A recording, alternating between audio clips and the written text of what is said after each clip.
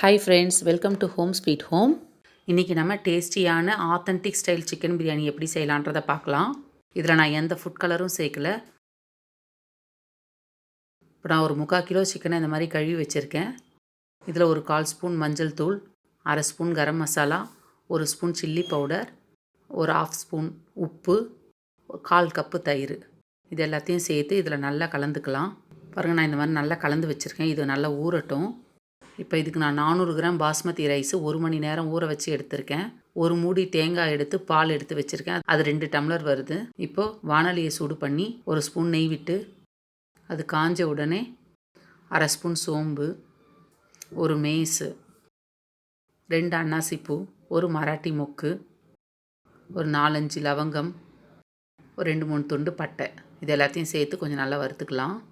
இப்போ இது கூட 1 இன்ச் அளவு இஞ்சி, ஒரு 6-7 பல்லு பூண்டு, ஒரு 5-6 பச்சை மிளகா, ஒரு 15 போல் சின்ன வெங்காயம், இது எல்லாத்தையும் சேர்த்து நல்லா வதக்கிக்கலாம். இப்போ இது ஓரளவு வதங்கின உடனே ஒரு 2 தக்காளி நான் நறுக்கி வச்சுருக்கேன். இதையும் இதில் சேர்த்து நல்லா வதக்கிக்கலாம்.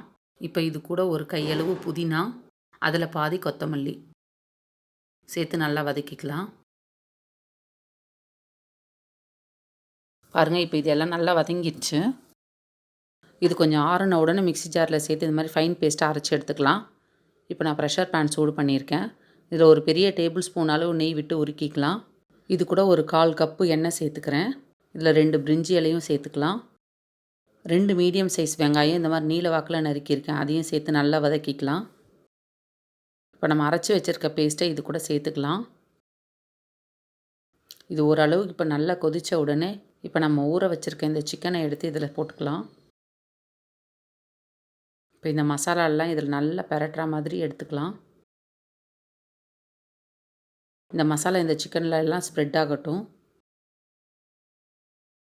இந்த மாதிரி நல்லா கலந்து விட்டுட்டு ஒரு 5 நிமிஷம் போல் இது ஹை ஃப்ளேம்லேயே ஒரு கொதிக்கட்டும். பாருங்கள், இப்போ ஒரு 5 நிமிஷம் ஆகிருக்கு. அதில் இருக்க எண்ணெய் எல்லாம் தனியாக பிரிஞ்சு வர ஆரம்பிச்சிருச்சு. சிக்கனும் ஒரு 50% வெந்துருச்சு நல்லா. இப்போ நாம் இந்த ஸ்டேஜில் 2 டம்ளர் தேங்காய் பால் சேர்த்துக்கலாம். 1 டம்ளர் தண்ணி. நான் 400 கிராம் அரிசி எடுத்திருக்கேன். அதாவது 2 டம்ளர் அரிசி. இப்போ அதுக்கு நான் 3 டம்ளர் மொத்தமாக சேர்த்து வச்சுருக்கேன். 2 டம்ளர் தேங்காய் பால், 1 டம்ளர் தண்ணி, இவ்வளோ தான் நான் கலந்துருக்கேன் இதுக்கு. இப்போ நம்ம ஊற வச்சுருக்க பாஸ்மதி ரைஸையும் இதில் சேர்த்துக்கலாம். இப்போ இதுக்கு தேவையான அளவு உப்பு சேர்த்துக்கலாம். நம்ம ஆல்ரெடி சிக்கனுக்கு கொஞ்சம் உப்பு சேர்த்துருக்கோம். இது ரைஸுக்கு மட்டும் உப்பு சேர்த்துக்கலாம். அதனால் பார்த்து போடுங்க. இப்போ ஒரு ஃப்ளேவருக்கு நான் கொஞ்சம் குங்குமப்பூ சேர்த்துருக்கேன். இது அரோமாவும் டேஸ்ட்டும் ரொம்ப நல்லாயிருக்கும். இப்போ இந்த மாதிரி பேனை மூடி வச்சு ஹை ஃப்ளேம்லேயே வச்சுக்கலாம். ஒரு விசில் வரட்டும்.